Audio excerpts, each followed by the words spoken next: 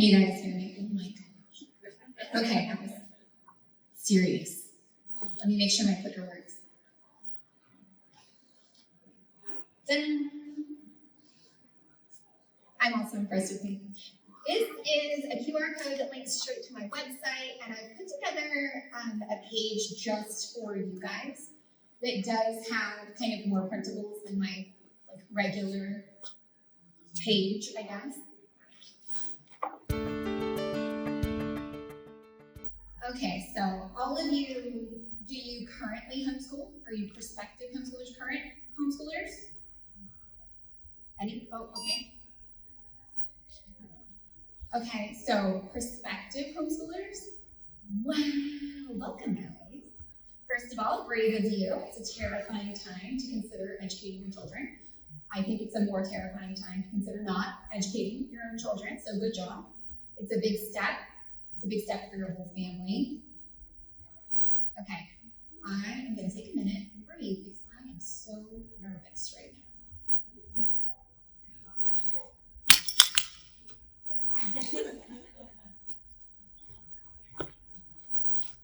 This is my friend Brooke. She's helping me.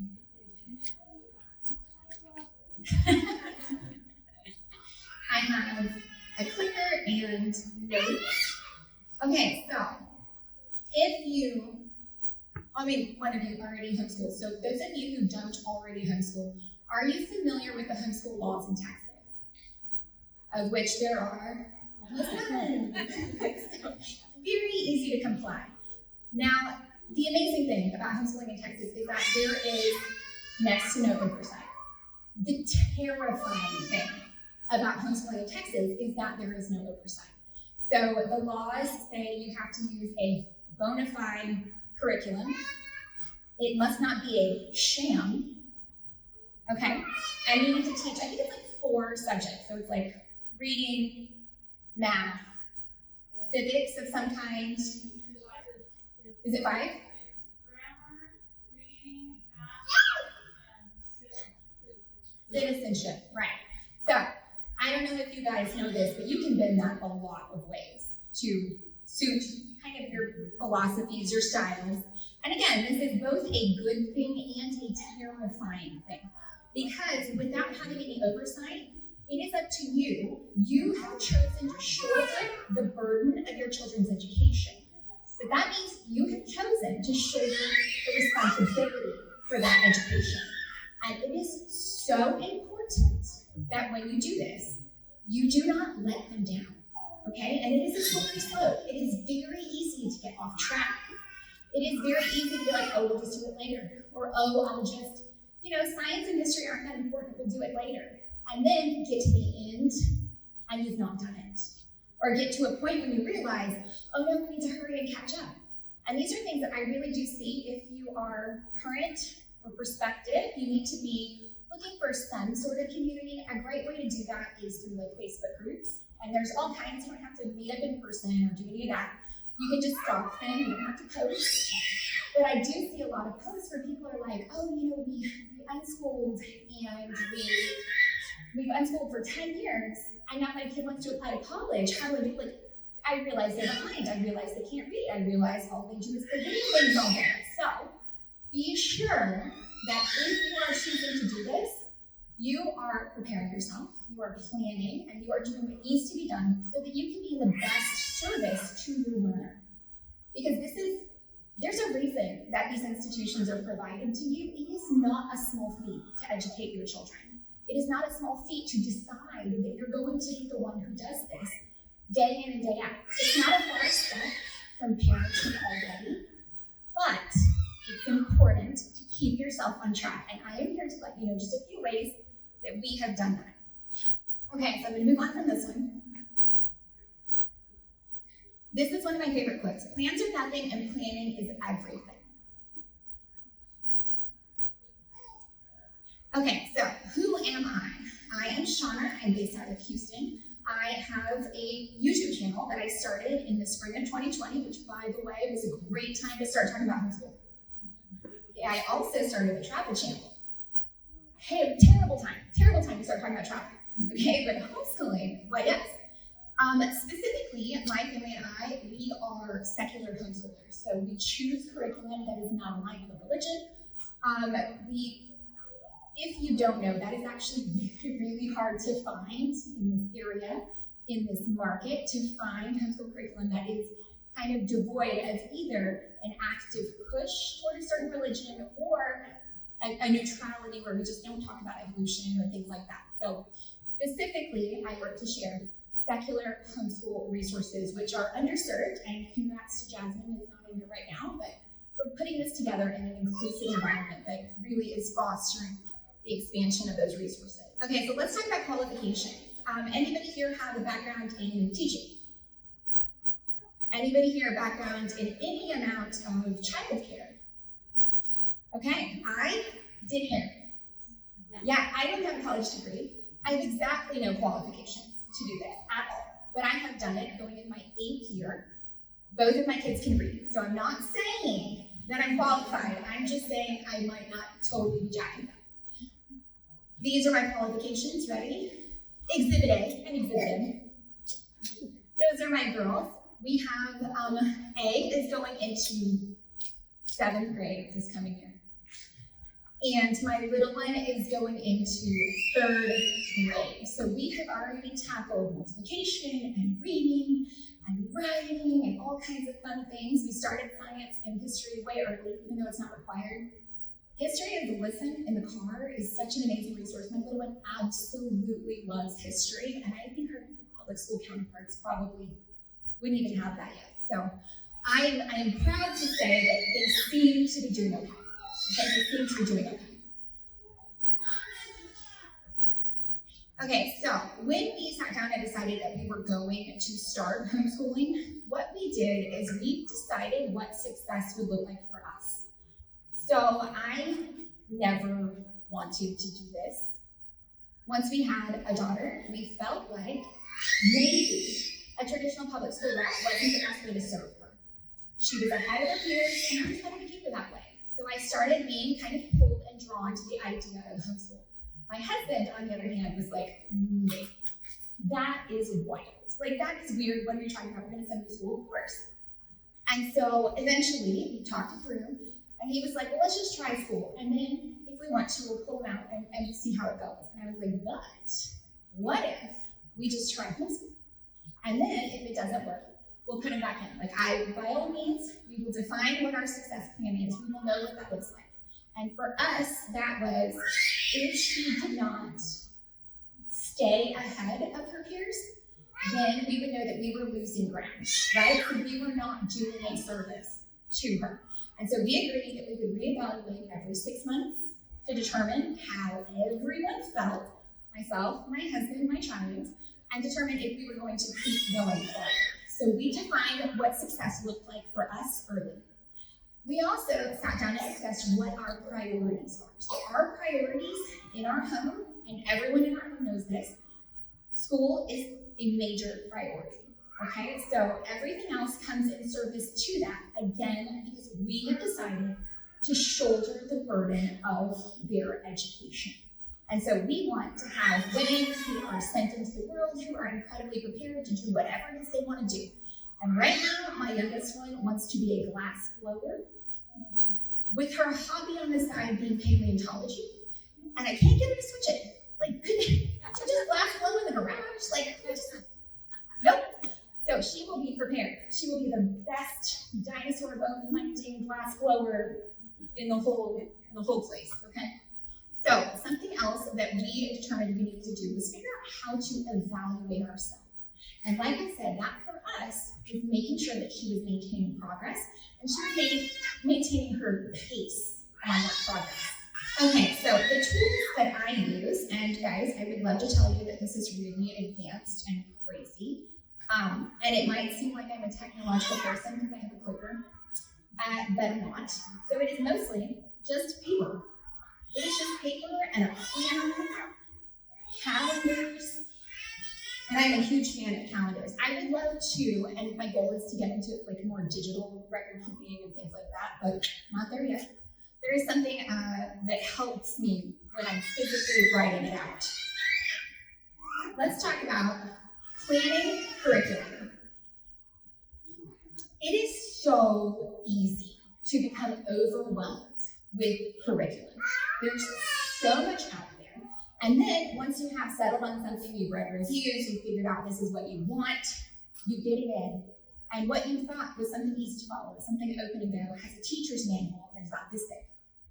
It is like this thick. And it tells you 1,000 different ways and 1,500 additional books that you need in order to homeschool. That is a lot. Okay, I'm here to tell you. If you pay for it, if you acquire it, you are welcome to use it any way that suits you. For me, I have purchased an entire stack of books that I had every intention of reading aloud and doing every single activity in it. But then that didn't happen. And then I found out that my local library had these books available for free on Hoopla through audiobook version, and they became listen louds in the car. And we all survived and we've all moved on. So do not let curriculum stress you out. However, it is very important to know how to plan the curriculum that you are going to be using so that you can, again, stay on track. Now, here is how I do that. I sit down and take a traditional summer. I'm a public school kid. My birthday's in the summer. So for me, summer is sacred and I love it. So I love that feeling of freedom. Every summer, I sit down with all of the things that we have chosen to use, and I look at how many lessons are in each piece, how many pages are in each workbook, and then I just do math. I'm sorry, but there's math involved here, okay? So I take the total number of lessons, I divide it by the number of weeks that I want to school, and the way that I plan that out is that I pull out a calendar, and I just say, you know what? We like to start at the beginning of August. Why? Because it's hot. 2, because we usually take some sort of vacation in the fall. And I like to get a good 6 weeks in before we leave. Because if you start and immediately stop, it really does kind of throw you off of it. And I like to be done early December. My oldest one, has always danced. And so this always served our recital schedule really well. And we can do that here in Texas because we can be flexible. Same thing in the spring, we like to take a spring vacation, and then I like to be done early May, again, because she's at the dance studio 5 nights a week, we're filling up our nights and weekends, and it's just easier if we're done by then. And again, we have the freedom to do it.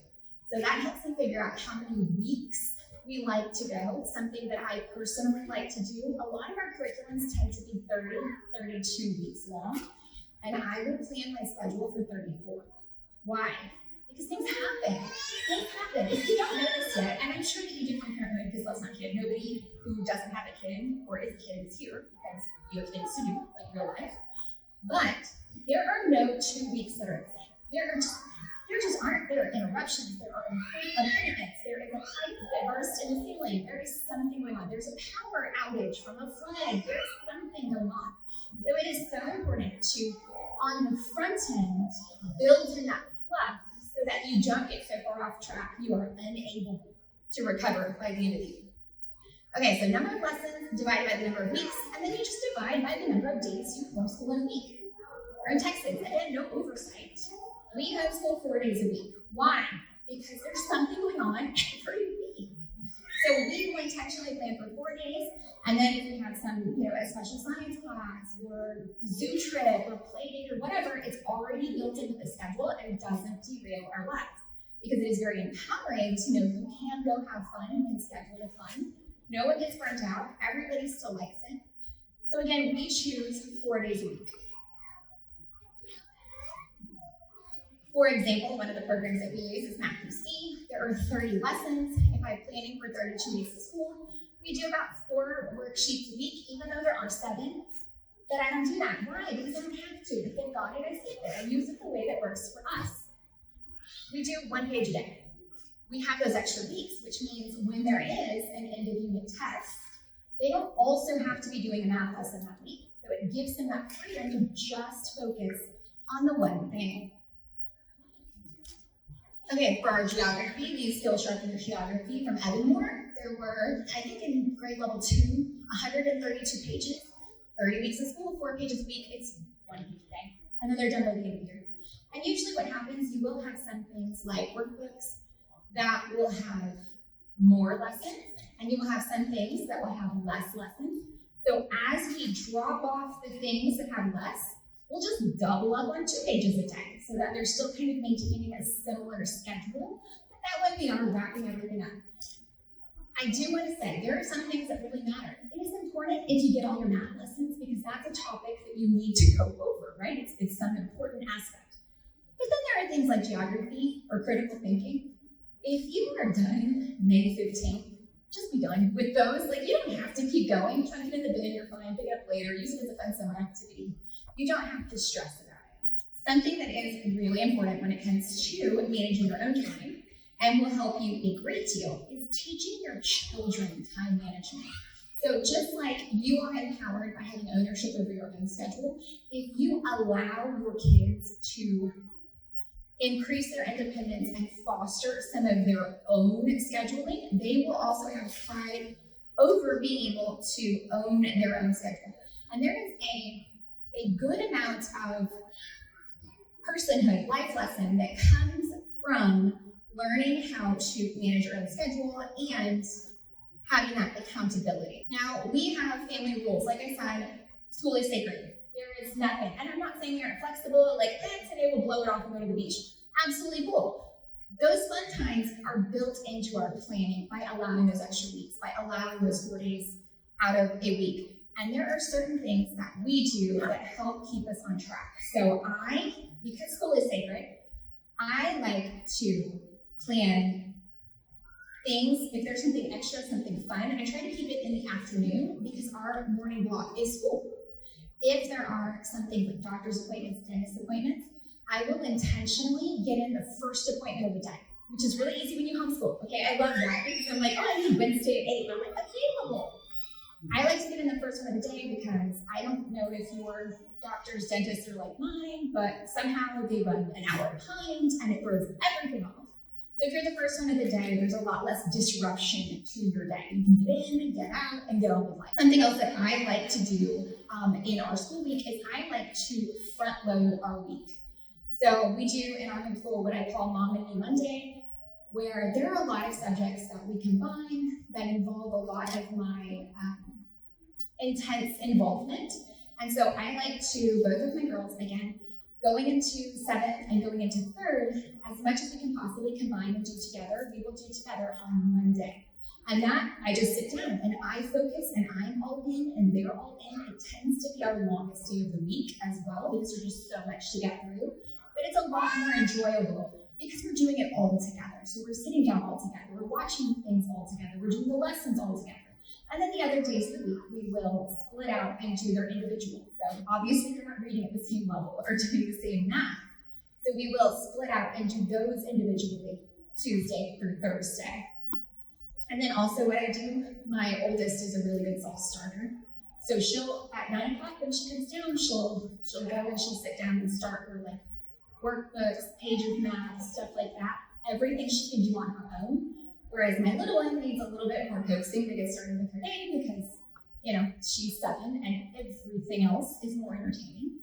And so usually I would start with the little, the big one is working on her own, and then once the little one's gotten into her like flow and we're going, I can send her to do her independent work and work with the big one.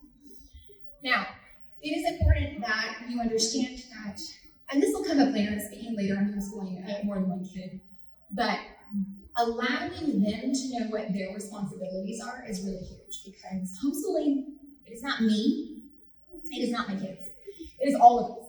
This is a full family affair, and that means that our whole family has to be involved.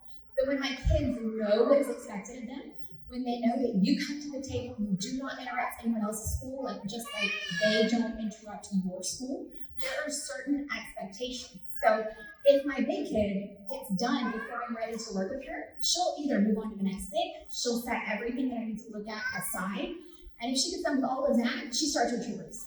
So she's ready to go. And these are things that we decided when she was 4 years old that we were going to do this. And so we have ingrained it in her all the way up. And so it's just the expectation. Everybody knows what's expected of them. This is our routine and this is how it goes. Yes, I am a homeschool mom. I have a YouTube channel. I run an Etsy shop. I used to work out of the home in a salon.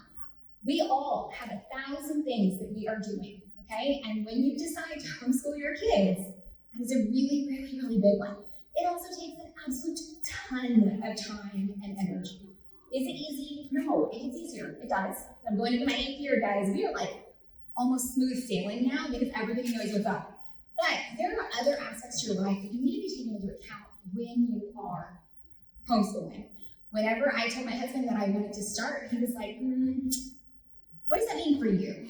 How are you going to do this? How are you going to do all of it? Like, what's the plan? And so we had to sit down and figure it out. We have a lot of things that we have now put systems in place to automate. So we plan our groceries a month at a time. Of course, we got to go get milk and, the things that run out, like fresh veg and things like that. But we will meal plan a whole calendar a month at a time because we know we have theater class Wednesday nights. We know we have, we need leftovers this night, a crock pot this night, and we will plan it all out. Does it go to plan? No, like never. But we have a plan. Why? Because planning is everything and plans are nothing. Okay, so it is important to go through the act of setting these systems in place because it does get easier. It does become more automated and it does become more routine. We also have chore cycles for everyone in the house. I like to theme my days because I'm a goober, and if things are not a novelty, I don't want to do it. I am basically like another child, but I will theme my chore days. So Tuesday's Tinkle Sprinkle Tuesday. Do you know what I clean on Tuesday? Anybody? I need that for myself. I also like to plan it out where all the work gets done Monday to Friday. Why? Well, I say Monday to Thursday. Why? Because I like weekends. Who doesn't like weekends? When I have a chance, I want to spend my time doing fun stuff. Just like my kids, just like my partner, nobody wants to be stuck doing this stuff. So put plans in place as early as you possibly can. So we have chores, we have morning routines. My daughters know that they have an alarm. They've got 2 alarms. Sometimes we do 7, sometimes we do 7:30. So they know, they'll ask, which alarm is it? So we'll get their alarm set for the morning. They get ready, they come downstairs. They take care of our guinea pigs because that's the extent of a pet I can commit. So they will take care of our guinea pig. They eat their breakfast. They get to watch an episode of whatever show. I think currently Elena of Avalor. And the minute they eat their breakfast, they're ready for their day, they brush their teeth, they can do whatever until 9 o'clock. But they know 9 o'clock, we are at the table. We are ready to go, which is good for me because I tend to try to work at least a couple hours before we get started at 9. So I know 9 o'clock, I gotta be over at the table. And so it gives all of us that understanding that our school is sacred. Yes, I do a lot of things, and yes, we push off a lot of things, but if I'm not planning, if I'm not sticking with it, and I'm not saying every day, because I would love to tell you that this works perfectly every day. No, but it works most days, and most days gets you through the year. So if you can automate anything, do it. Oh, you know what, I have a note on here in bold. To you mothers, just most of you, in order for this entire system and plan to work, you have to give up the idea of perfection. It is hard to ask for help. It is hard to let things go. It is hard to allow that dishwasher to be loaded the wrong way. Which is actually my husband, not me. It drives me nuts because he fixes it. What are you doing? But it is so important to understand that it getting done is better than it being perfect. Why? Because the people in your home need to know that they can help. They have to be allowed to help, and you have to let that go. And as mothers, it is hard because this is your realm. Usually, right? I'm feeling very sexist up here, but usually this is what's happening. Usually the homeschooling parent is a mother. You have to let people help you. Let them help you. Ask for help, and then just relinquish that control, okay? So yes, if you have told your husband that he needs to clean the toilet and it doesn't actually get done for 2 weeks, I'm not saying don't remind him, but I'm saying you have to let that go. If somebody loads the dishwasher weird, it's okay. If somebody burns dinner, it is okay. It is okay if it's not perfect, okay? Everybody got that. It's very important. Something else that's very important is to know when to outsource. You do not have to do it all, okay? You are not responsible for it all. You do not have to do it all. Something that I tell my family all the time, I get paid to do things and this is not it. This is not my job. I do this because I love you. I do this because this helps our house run, but I am not employed to be here. So if we are all thinking that that's wrong, we are all a team, we are all working together, and everyone in my house knows that. We're very clear. We have very clear expectations of everyone and what they should be doing because we have put systems in place that allow for that. And now, I don't, maybe you're in a position where you can outsource house cleaning or just even do grocery pickup instead of something else, or let someone else cook a meal, or maybe you do a meal service, or go out or pick up sandwiches, whatever it is. It's all good and it's okay because you are an exhaustible resource. You do not have more hours in the day than anybody else. You can only do so much. And just like I tell my big kid when she's being mean to her sister, if you can't come and do this joyfully and with a good heart, if you can't genuinely give this gift to your family, to your children, maybe don't. And it's okay not to. And it's okay to try it, and it's okay to quit, and it's okay to find out that this is not for you. But what you can't do is allow it to fester and become, bitter ugliness on the inside. No one needs that. No one needs to be a martyr here. Okay, you do it because you love it, because it's the best choice. As soon as it's not, maybe consider tapping out. And again, it's okay. It is okay to quit. Interruptions, we did already discuss this once. You will have them every week. Okay, as soon as you don't, you will be like, man, why was this week so great? It's because it went according to plan, which never happens. But if you are planning for them, they will be less disruptive interruptions. Okay, so planning ahead gives you a solid foundation. This makes it easier to not veer too far off course, especially if you have built in a buffer. Keeping up with your time management and your systems and your planning does give you the freedom to truly enjoy your homeschooling experience. And it is important that you enjoy it, but it's also important that your children enjoy it because this is such a huge portion of their lives, okay? So their formative years, a huge chunk of their day. And I can promise you they will learn more and get more done and be more agreeable if we can enjoy it. And I would love to tell you that it always goes according to plan and it doesn't.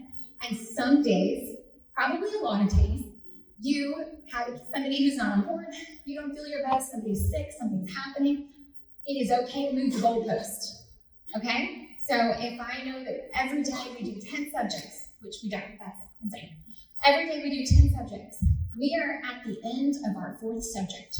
And I realize this is not gonna work. We're not doing this today, someone is going to die. Like some days, it is hard. You guys know parenthood, some days it's hard, okay? I would rather move the goalpost and let everyone end on a winning note because that helps us come back tomorrow. It is more important to end winning than it is to suffer. There is no need, okay? Again, homeschooling in Texas, you are wild, you are free, there is no time limit, you can do what you want. So if today we need to cut it 5 minutes after we have started, we're gonna have a celebration because that is how it needed to go. Now that's it.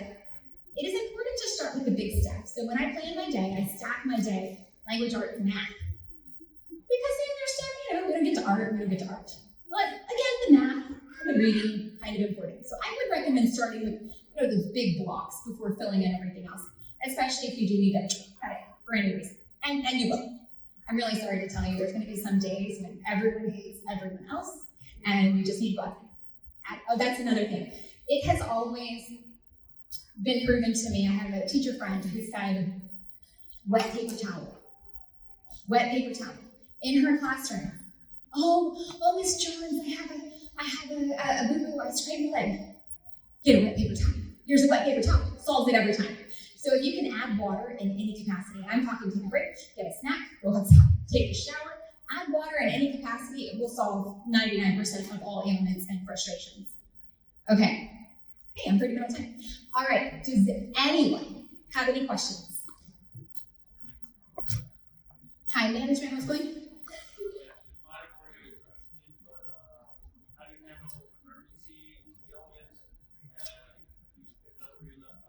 So usually the way that I plan our homeschool situation is today we did page 36 and I put a page marker on it. Tomorrow we'll just do the next page. So if for any reason you do get those interruptions, then we just kind of pick up where we left off so that we can just kind of keep going into the next thing. But also, the way that we plan our year is I added a few extra weeks in case there is something, because some things are huge. We're in Houston, you guys know, just flooding crazy. My cousin still doesn't have power from the storm. Schools are still not back in session. So, I mean, if that's your life, like when we survived the freeze and all of those things, it just, sometimes it doesn't go to plan. But if you can buffer your planning or have a plan for when it doesn't go to plan, it's a lot easier to get back on track and recover. Anybody else?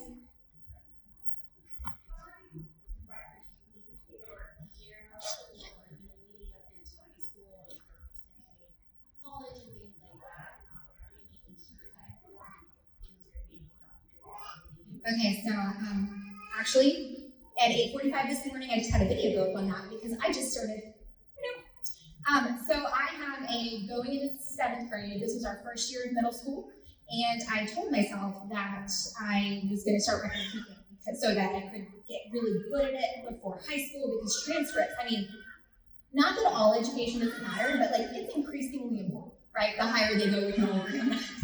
So as I am getting ready now, actually one of the printables is my tracker that I just made for myself.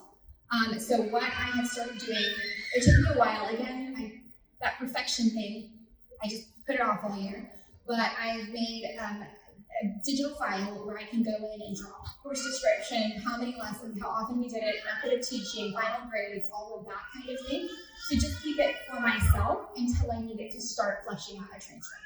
But I mean, we don't have to do attendance or any of that stuff. So basically, I've just started keeping records in a manner that I think will benefit me when I go to do those things.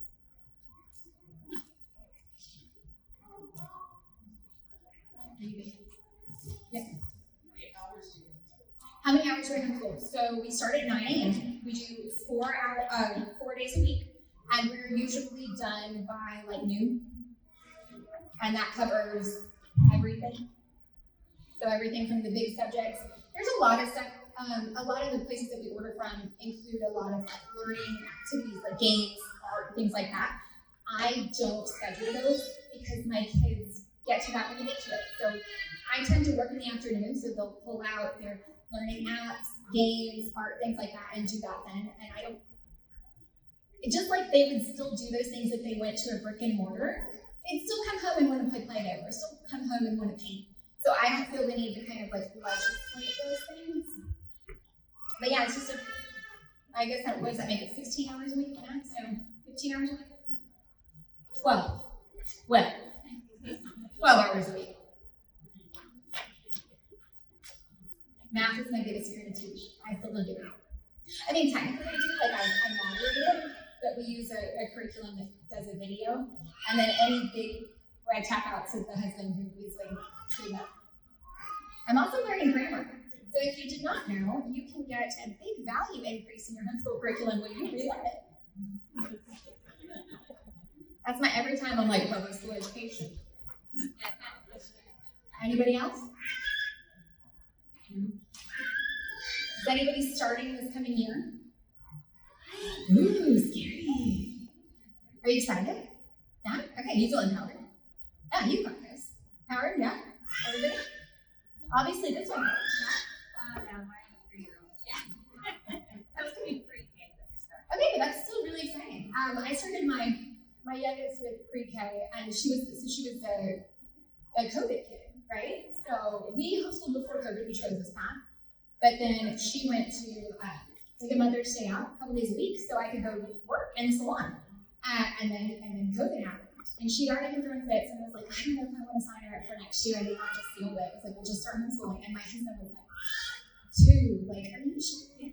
He's always very apprehensive. Like, can you do that? Are you gonna be okay? Do you think you can still work? Like, but now we're good. We're good. Ish. But ish, as much as anybody can have it, right? Okay, so anybody else? Anything? Everybody feel good? Okay. Want me to go back to the scannable for the printables? Did you guys get them? Yeah, I sure can. And I am talking later on homeschooling multiple children, if anybody has interest in that, which, guess what? Spoiler alert, it's a lot of time management. Yeah.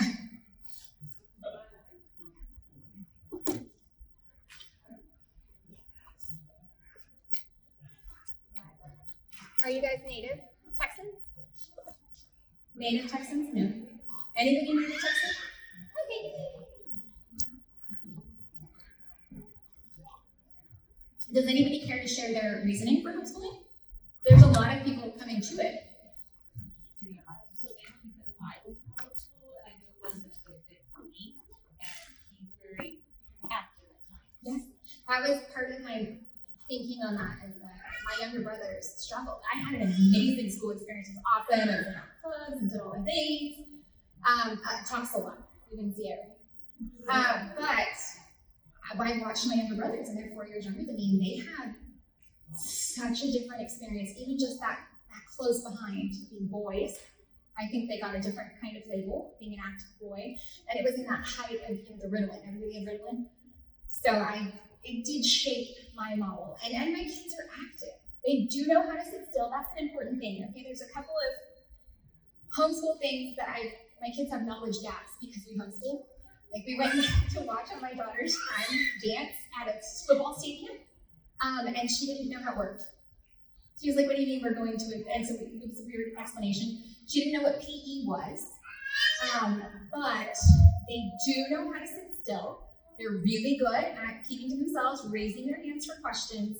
And I guess she stands in line. She stood in line for dance, but standing in a line is not a thing that ever actually happens in real life. Until COVID. Until COVID, right? 6 feet apart, standing in line. Anything else? Yeah.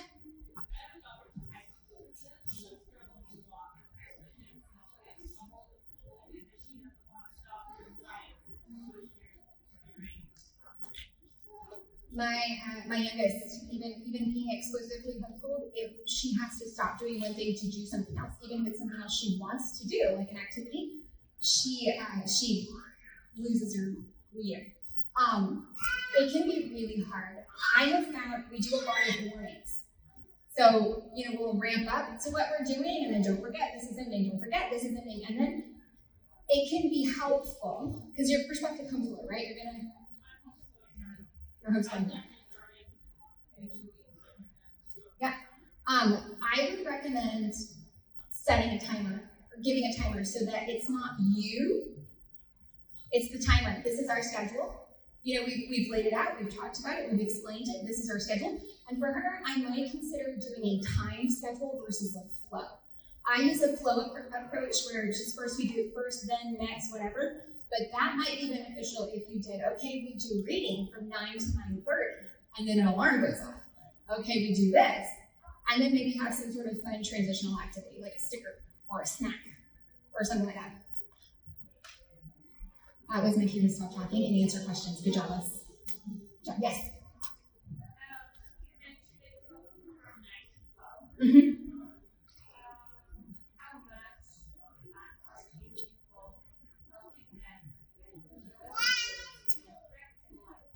So I think because I work from home, my kids are really good at independence, and we've stressed that. Because again, it's not my job. So on Mondays, I am all in. I am there the whole time. I am hand-holding 100% of the time. We are working through everything together. When I get my youngest one started, I'm usually reading a lesson or so probably direct involvement with my youngest every day, maybe an hour. And my oldest one at this point, maybe half an hour. And then I, just circle back and check over everything that's done. And it is relatively, because those other days, I'm swapping laundry or I'm going back to work, and hey, if you need me, let me know. But we have a system set up. Everybody has a place at the table and their own space, which is out of arm's reach from the other. So then they go to their spots and keep working. And sometimes they'll be noticed out, and I'm like, okay, well, I'm available. You guys let me know when you're ready. So I would strongly discourage doing anything where you have to the whole time, because teaches them that you're there. They need that kind of self-reliance, that independence in a lot of ways. And then also, you could be doing like anything else if you're not hovering over them. I think there's a large expectation of people, especially when you're new and insecure, to want to make sure it's going and make sure it's going well and make sure they're getting it. But like even in a public school, that the teacher isn't doing that. They're scared of kids. They got stuff to do. You have stuff to do. Go do anything else. I think that's a quick path to burnout for sure. Anybody else? Yeah. Do you have any like homeschool hacks? Oh, I love that I found this thing for house, for sanity, whatever it is. But any kind of tips or tricks to make it run smoothly, or a shoe organizer for X, Y, or Z. I mean, anything that. I had Printer Flows, which is one of the printables. And then what I do is I tape it to the back of the clear clipboard and we hang it. And then they can use dry erase markers to mark it off, especially at the beginning of the year. It's really helpful until they get back into the system of knowing what they need to do. We have a rolly cart. We don't have a homeschool room. You don't need a homeschool room. That's not a thing you need, but everyone does need their own kind of space. And so both of my kids have like a cabinet. We bought cabinets and an IKEA countertop and bolted it all together. And it fits my guinea pig underneath, so it's like furniture now. But each girl sits on an end and they have their own cabinet of things. And so it's in our living room. When it's all put away, you have no idea. But definitely own space. And then the rolling cart is really helpful for all of like my teacher stuff like that.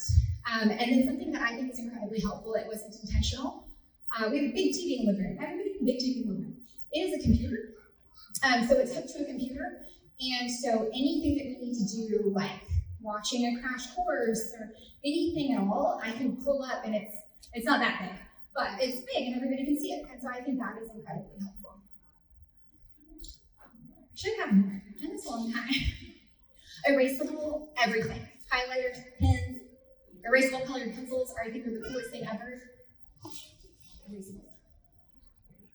Oh, and yes, we homeschool, but your kids still deserve some of that fun school things. Like I remember walking through, Walmart aisles, picking out my leaflet frame stuff. So little things like that to get them excited. Stickers, just like a teacher would do, a reward box or whatever. The reason I do that is because it is a good motivation.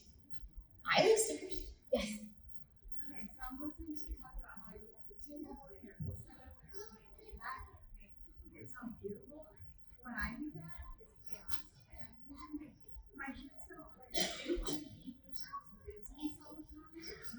And so sometimes I feel like I almost feel like putting in separate rooms. Because if one of them is struggling more in one subject, and so I've got this other one working on something independent so that I can work on this one because he's struggling with this. The other ones don't have the answers, or the other ones, oh, well, what was that? Or, what was that story again? I don't want to be in the business.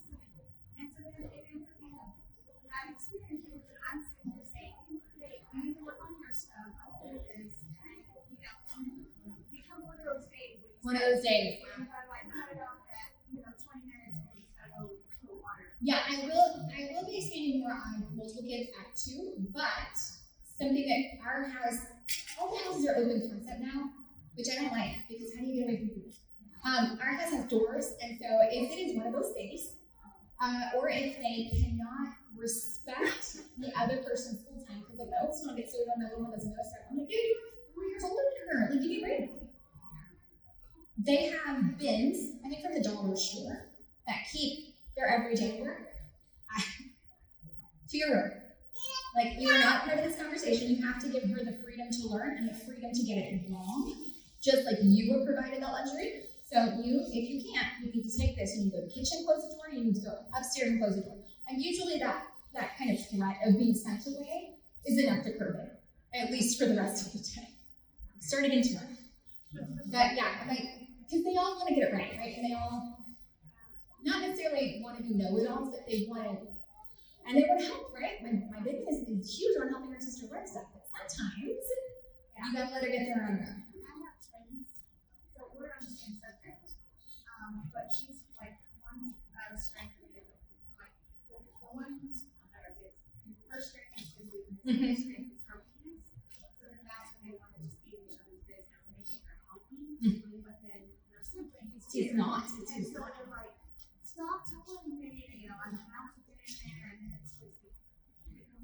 I can sympathize with that. My younger brothers are twins, and it was just always that way. Always that way. Always that constant competition. Okay, I laid the foundation early. I am not strict, but like, this is the way it is. This is how our school will run because this is the way it needs to run. You can show up, you can be a team player, or we're just gonna suffer through until you do, but like, this isn't a situation where you're gonna win. Because you have the luxury of this homeschool education that we are providing to you. We're giving this to you. But if you don't show up and do your end of it, there is a place down the street that you can go. And I'm not saying that I'm like threatening them, like, chill there or go down there. But the deal is that your job at 10 years old is to get an education. And that will either be the fun way that I'm doing it, or you will go do it, because there is no alternative. There is no situation where you're not learning, where you're not kind of shouldering that, again, responsibility to get yourself educated. That's the bare minimum that you need in this world right now. So you can do it here or you can do it there. But you're going to afford your sister the same opportunities you have, which is a big, siblings. And you'll know. Bring one up. Anybody else? Yes. About the grading type of, you said you review, like she was asking a question, you said you review everything later. Yes. Do you go okay, so for example, I'm brand new to homeschooling. I'll be homeschooling my first grader. She'll be in first grade next year. But I always look over some of her work that she brings home. Uh-huh.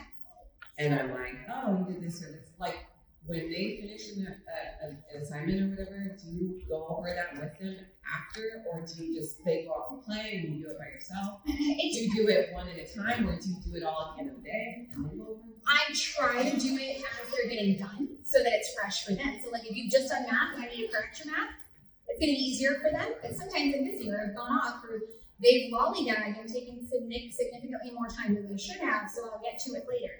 Usually what I'll do is I'll just look over it, and if there is something that needs to be addressed or something they've gotten incorrect, I will either be like, okay, well, where's the work that you did for this? How did we get to here? Why did you think this? Like, what has happened? Let's go back over it, and we'll either do it together, or I will let them try again. Because sometimes my leaving off the negative symbol, or she just missed writing a number from one page to the other, so you can see where that kind of small infraction is. Like, she's got it, obviously. It just was a small mistake. But then we stress, small mistakes in math are still wrong. It's still wrong. I understand it, but it's still wrong. So that is how we do that, I guess. I try to do it as close to when they are doing it as possible, but they're usually working on something else while I'm doing it, because they'll just kind of set it to the side until I walk into the table and and then just be like, hey, we need to talk about this in a minute. And then she'll be like, oh, what did you do? Because, kids. Anybody else? Yeah.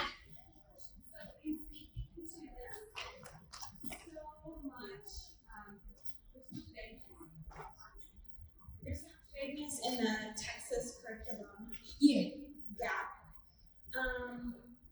What have you found as far as, are there any subjects or even like sub-subjects that have been really worth the dive into in your years homeschooling? Something that I think is not taught enough is history.